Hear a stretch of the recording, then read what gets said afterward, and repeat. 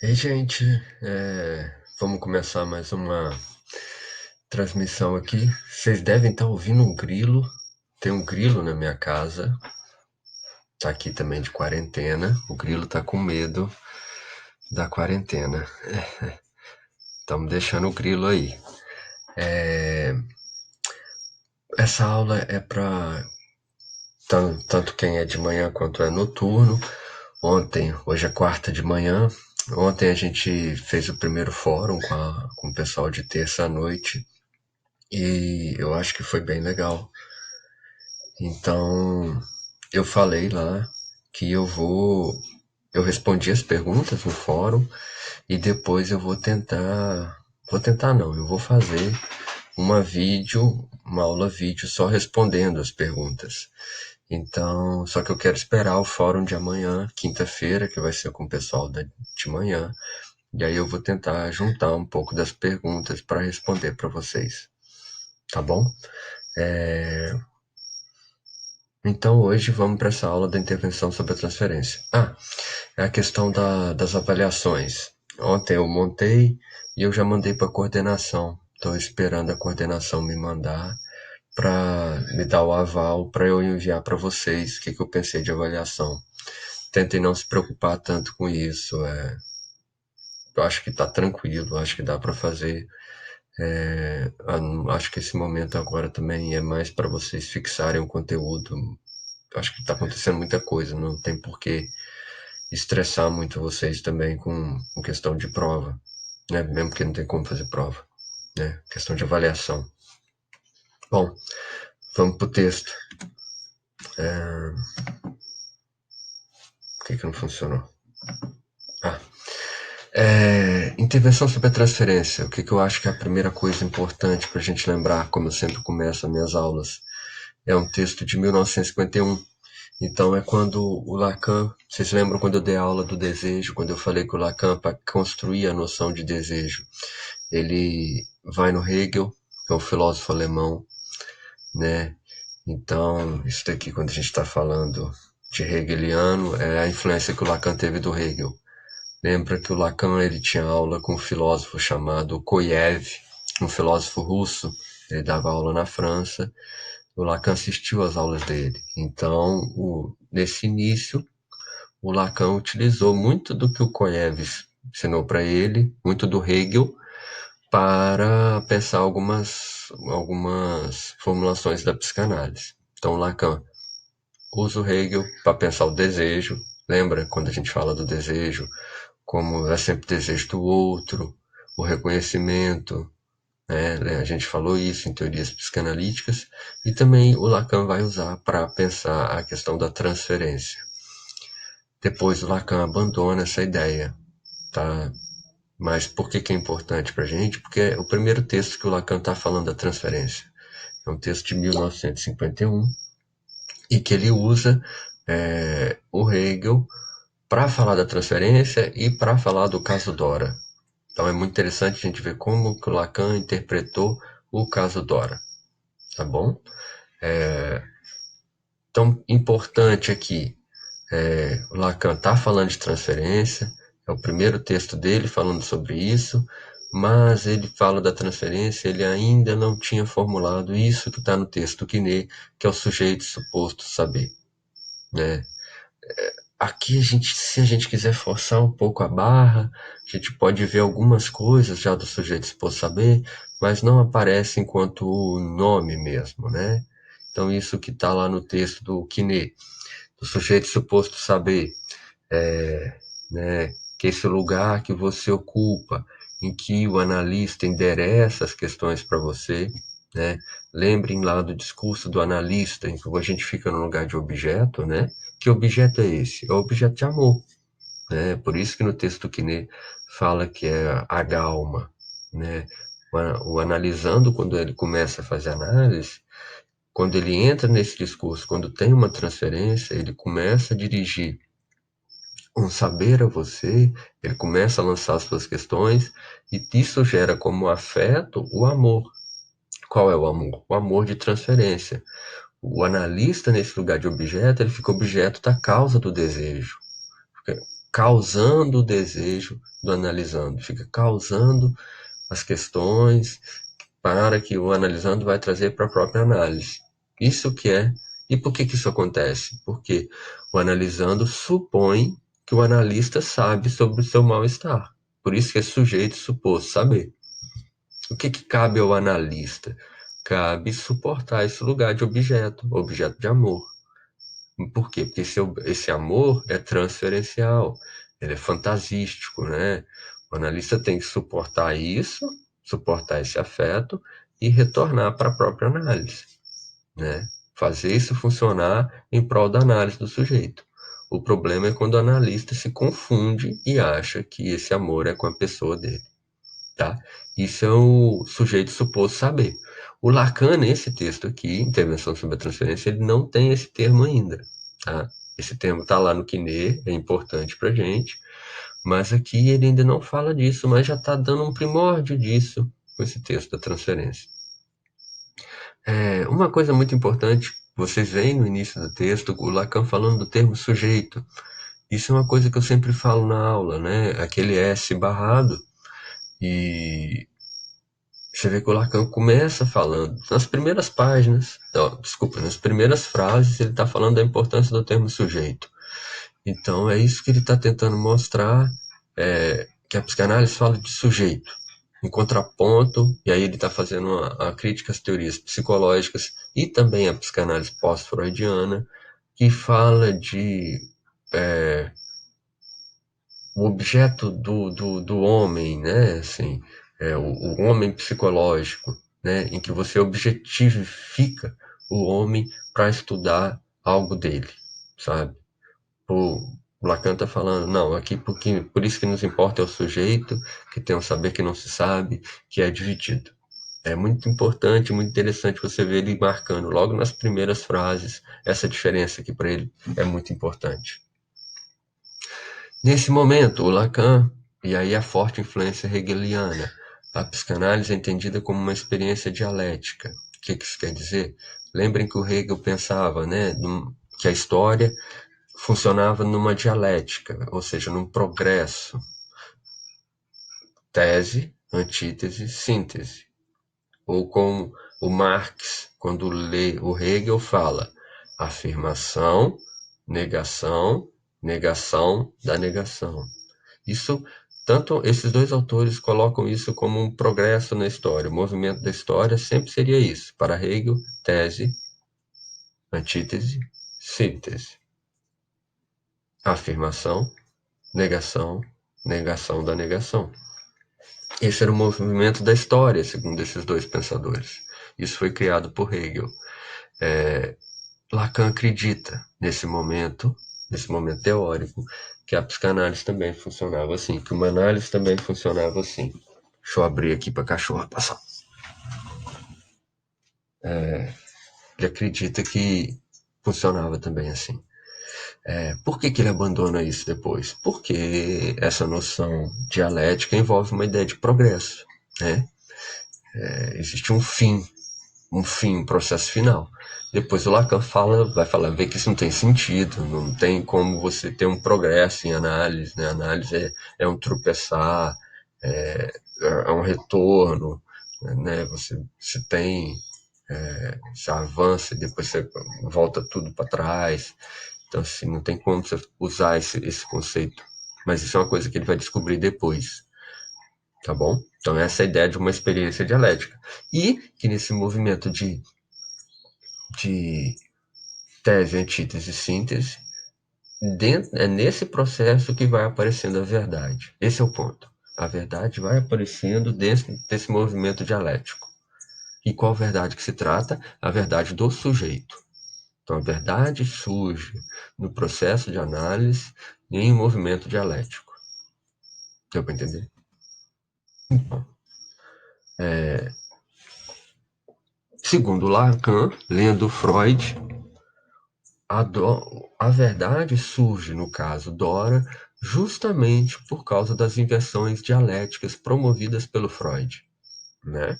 Então, Freud, sem ser hegeliano, sem ter lido Hegel, propõe inversões dialéticas como com as interpretações dele, ele propõe intervenções dialéticas, e isso faz com que existem transmutações da verdade.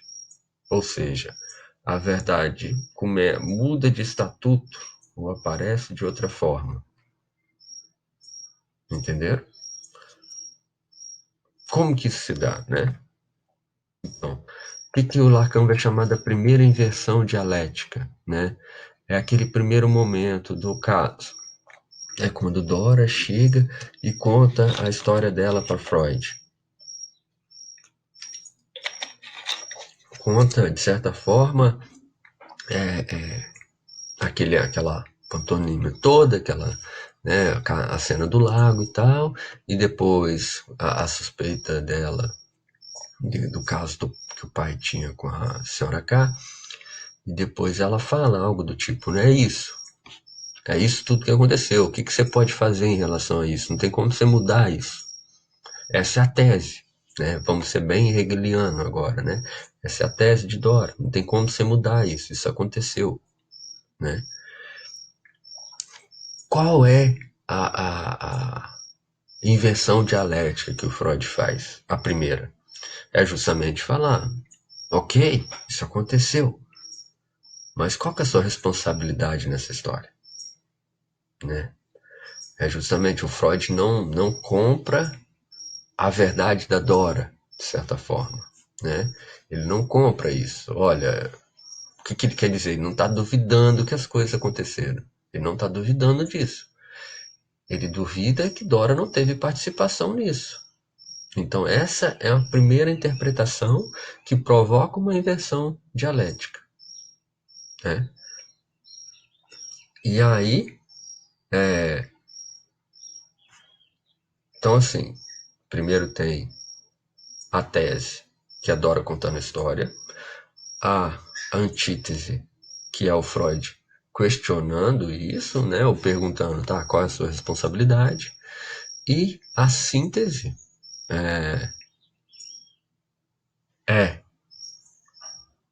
quando Dora nega, mas isso é muito interessante e que é muito polêmico. A Dora nega a interpretação do Freud e depois da negação ela afirma isso. Como isso é um conceito que a gente chama em psicanálise de negação ou denegação, que é quando a gente fala não, mas nosso não quer dizer sim. Para o Freud, vocês percebem que no caso Dora, muito da interpretação dele é isso, ele chega a falar, nada mais é verdadeiro do que nada é mais verdadeiro que um não. Ele fala isso de certa forma. Isso é quando a gente, por que funciona dessa maneira? E a gente acha estranho, né? Quando a gente lê, a gente fala, pô, mas ele está forçando a barra? Não. O paciente não é obrigado. Se isso não fizer sentido para o paciente, ele vai embora, tá? Tal como a Dora vai embora. Mas assim, lembra que existe o recalque do da imagem e então você recalca a imagem, o conteúdo imagético foi recalcado e a libido, componente quantitativo, foi para outro lugar, né? Isso faz com que exista um material inconsciente que você não conhece. Então, quando você tem essa primeira interpretação, quando Freud faz, é impossível o paciente logo concordar. Por quê? Porque estão dissociadas a imagem da libido. Então não tem como o paciente desconhece inconscientemente isso. Então não tem como ele afirmar a interpretação. Então, o que o Freud faz? Ele faz a interpretação, a Dora nega, mas depois, ao longo da fala dela, ela vai dando instrumentos para o Freud para falar, eu estou certo. Percebem isso? É algo como se vocês me perguntem, Lucas, você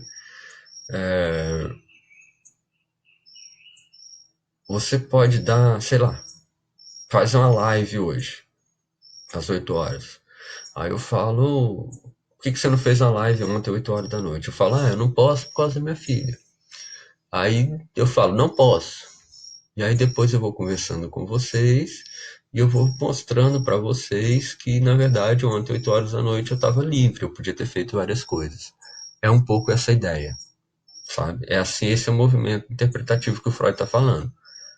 Então, assim, primeiro a gente tem a verdade da Dora, depois há uma inversão em que o Freud questiona, a Dora nega e depois afirma essa interpretação, né? Faz sentido.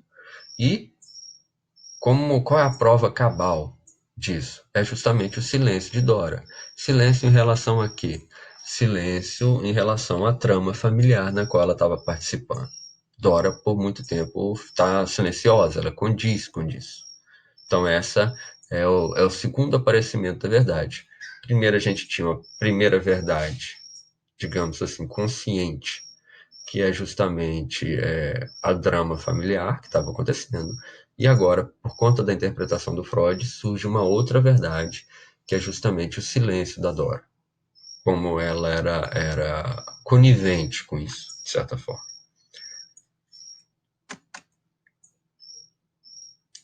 Então, qual é a segunda inversão dialética proposta do Freud? Né?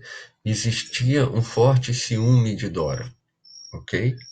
Né? Ela tinha um forte ciúme, que até confunde o Freud. Né? Era ciúme de quem? Era do Sr. K. Primeiro Freud pensa que é do Sr. K. Depois ele vê que é do pai de Dora. Dora sentia, que ciúme é esse? De quem que era esse ciúme? Então, assim, qual é a primeira verdade? O que estava aí? Ou qual é o estatuto da verdade que nós temos aí? Primeiro, a gente tinha algo inegável que a Dora estava mostrando. Ela tinha ciúme, né? Ela tinha um forte ciúme. Tinha raiva, né? E aí ela demonstrava isso pela vertente do ciúme. Só que o Freud fica com a pulga atrás da orelha. Ele fala assim: qual é a origem desse ciúme? De onde vem esse ciúme? Afinal, é ciúme de quem? Né? Então, assim, a gente primeiro tem a tese. A primeira, digamos assim, essa verdade que está a nível consciente, uma verdade mais óbvia, né? O ciúme, uma versão da Dora ciumenta. Que significa. E aí, então a gente tem a tese, a afirmação, e aí vem o Freud e apresenta uma antítese, uma negação da afirmação, que ele fala que significa tal ciúme. Ciúme de quem? Tá? E aí, como síntese, como negação da negação, surge, aparece muito aí nas entrelinhas a relação da Dora com a senhora K, né? Que isso permite surgir uma outra estatuto da verdade. Então, assim, se a gente vai com Lacan e pensa nessa ideia de progresso, o Lacan depois vai abandonar, mas vamos pensar aqui agora. A gente estava lá no primeiro momento da verdade em que Dora está falando do drama familiar. E aqui, nesse terceiro desenvolvimento da verdade, a gente percebe que o cerne, ou a verdade lá inconsciente, o cerne, e que o Freud descobre, mas não dá a devida importância, o cerne é justamente a relação da Dora com a senhora K.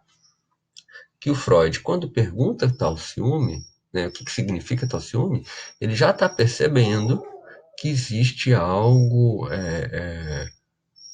que a senhora K era protegida da Dora. A Dora não tinha raiva da senhora K.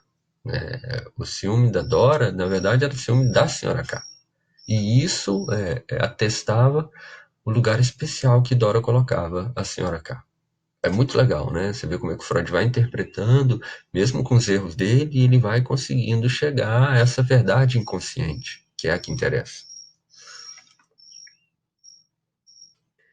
Então, só que como quando eu expliquei o caso para vocês, o Dora, o Freud não consegue é, desenvolver esse terceiro ponto, né? Porque a Dora vai embora, né?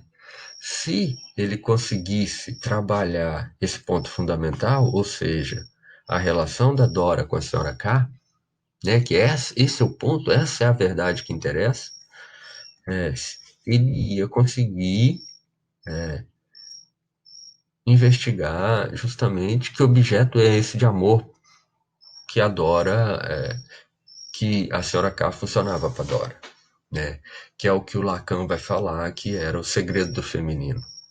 Por isso que Dora é tão importante no movimento psicanalítico, porque ela é a primeira que coloca o que é uma mulher, né? Essa é a grande verdade. Então, Dora tem uma relação com a senhora K, tal como de maneira que a senhora K funciona para Dora como um enigma, como um objeto até transferencial, um objeto de amor, em que a senhora K representa essa mulher que consegue seduzir os homens, essa mulher que sabe de coisas que Dora não sabia. Essa mulher tem algum segredo que para Dora representa a feminilidade, entende? Então, quando Freud fala da forte impulso homossexual da Dora com a senhora K, não é tanto isso quando a gente pensar assim, a Dora é gay ou algo do tipo. Não é essa a ideia. É a ideia que é muito comum clinicamente, né? De alguns sujeitos histéricos colocarem uma mulher como uma mulher venerável, uma mulher ideal, no sentido que esse objeto feminino tem algo que parece que é o segredo de todo feminino. Isso é muito comum, muito comum.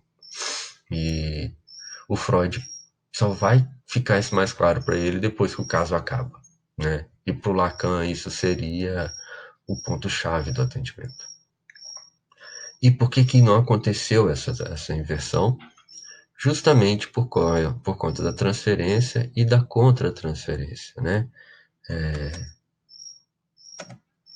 Então vamos lá, teve essas perguntas no fórum ontem e vou tentar já responder por aqui. O que é transferência para o Freud, né?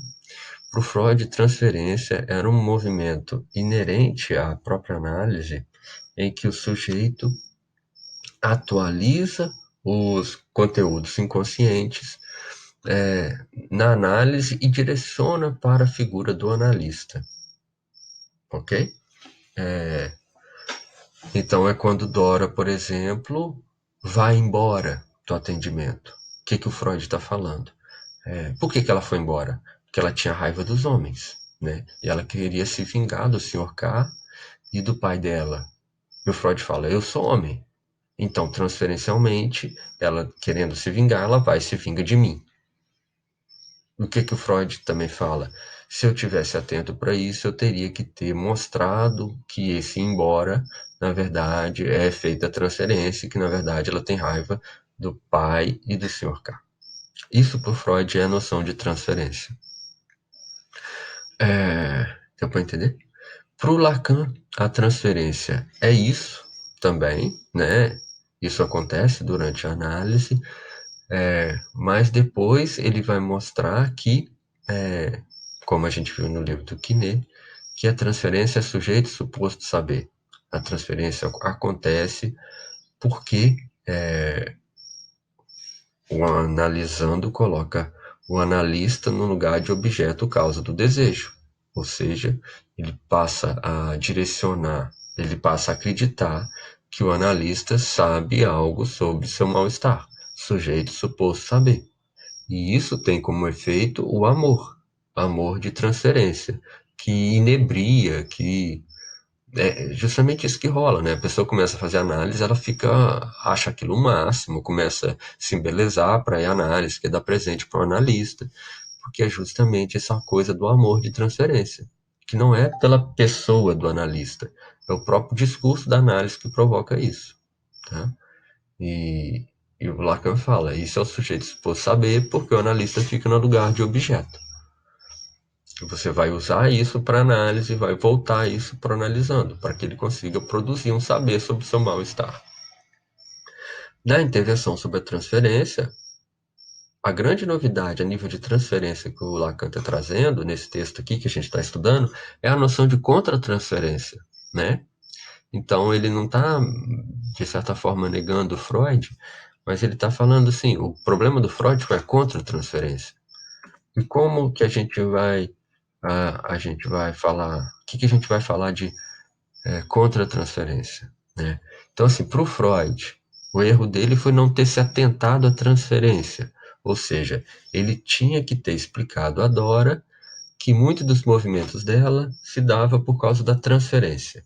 Para o Freud, se ele explicasse isso, logo o tratamento ia tocar seu rumo, de certa forma. O Lacan discorda. Ele fala, não, o problema disso é a contratransferência. E o que é contratransferência? É quando os afetos do analista atravessam a análise. É quando o analista, e aí eu vou falar Lacan de 1960, que não está nesse texto, mas é isso, é quando o analista ele deixa o lugar de objeto e aparece como pessoa no atendimento, ok? Então, por exemplo, é quando esse amor dirigido transferencialmente, o analista se confunde com isso e acha que é na figura dele. Gente, é tipo assim, digamos que o paciente é um homem muito sedutor. Digamos que é um homem muito sedutor, é o sintoma dele. Em análise, o sintoma de sedução vai aparecer e ele vai tentar seduzir o analista. Faz parte da transferência. Se o analista aparece como pessoa, ele vai achar que essa sedução é para a pessoa dele. E aí ele vai cair. Ou vai ser seduzido, ou vai ficar com raiva e vai mandar o paciente embora. Isso não pode acontecer. Se você está no lugar de objeto, é sujeito suposto saber, então você tem que suportar essa suposta sedução, nesse exemplo fictício.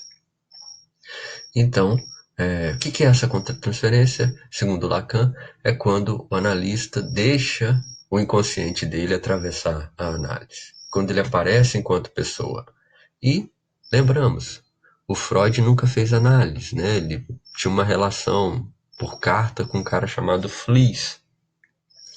Então, isso é o máximo que ele tinha. Então, era impossível por Freud, de certa forma, não aparecer como pessoa, sabe? Por isso que os analistas fazem análise, para eles se questionarem o lugar que ele ocupa. Freud não teve essa possibilidade.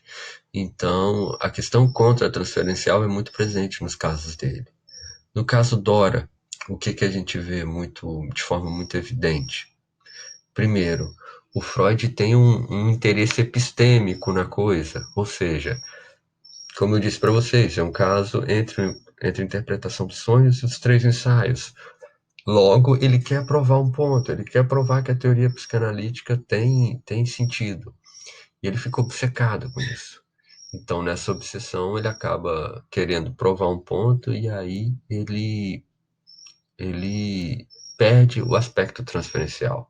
Ele está tão preocupado em interpretar, em dar sentido a tudo, que ele perde a transferência, perde isso que está rolando, a resistência de Dora, e ele não consegue perceber. Esse é um dos pontos contra-transferenciais. Outro pronto.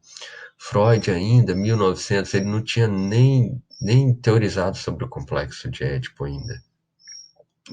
E ainda, pior ainda, ele ainda não tinha descoberto um momento pré-edípico, a forte relação das crianças com a mãe. Então, nessa época, o Freud achava que existia um certo caminho natural, segundo Lacan, né?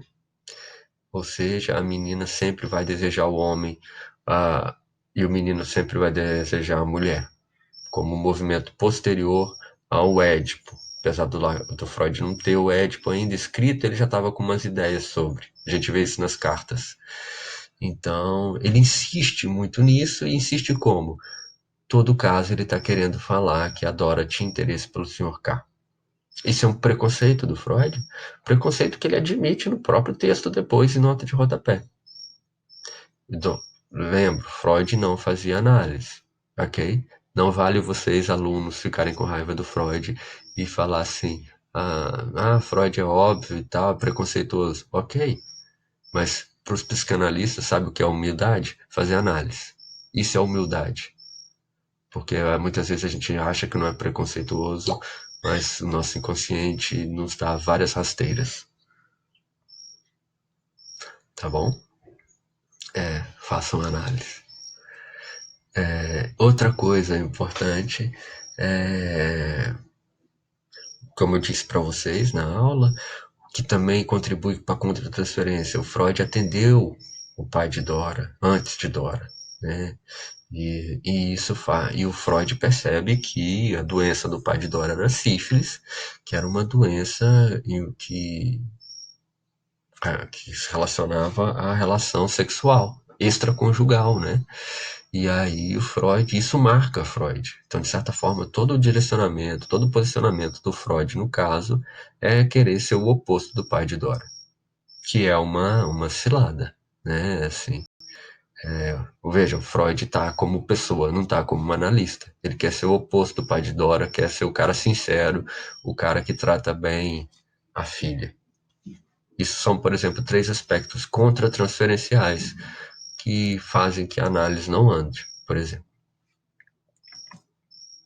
É, então, assim, outra coisa importante é que, mesmo que vocês ficando com raiva do Freud, achando ele preconceituoso e tal, é, o tratamento tem eficácia. Muitos dos sintomas de Dora vão embora, tá? Muitos vão embora com as interpretações dele. É, mas o grande problema dele, né, que eu coloquei aqui, foi querer o bem da Dora, né? Ser o oposto do pai dela, achar que existia um casamento ali, né, que ela estava interessada pelo seu K. Gente, a gente entra no curso de psicologia querendo fazer o bem para as pessoas. Isso é extremamente problemático, porque a gente não sabe o que significa o bem da pessoa. E ainda na psicanálise, o bem muitas vezes pode ser o pior, tá? Então, por isso que a gente faz análise, para a gente conseguir suportar esse lugar, que é não querer o bem. É impossível saber sobre o sintoma do outro. É impossível saber. Quem sabe é o inconsciente do sujeito, tá? Os analistas têm que ser um pouco mais humildes, por isso que eles fazem análise, né?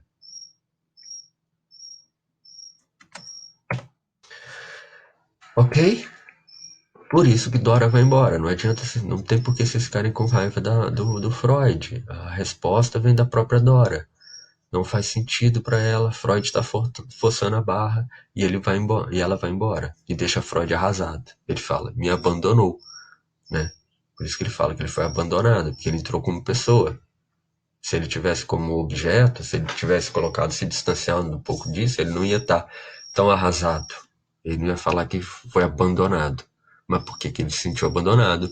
Porque ele tinha aspectos contra-transferenciais aí, tal como Lacan coloca na intervenção sobre a transferência. Deu para entender, gente? Dúvidas? Coloquem no fórum quinta-feira, amanhã, para quem é aula de manhã, terça da semana que vem, pro pessoal da noite, tá bom? Beijo para vocês, se cuidem, muito cuidado, fiquem em casa e leiam menos notícia. Não adianta nada ler esse tanto de notícia, eu vou ficar em quarentena e ouvir música. Tchau.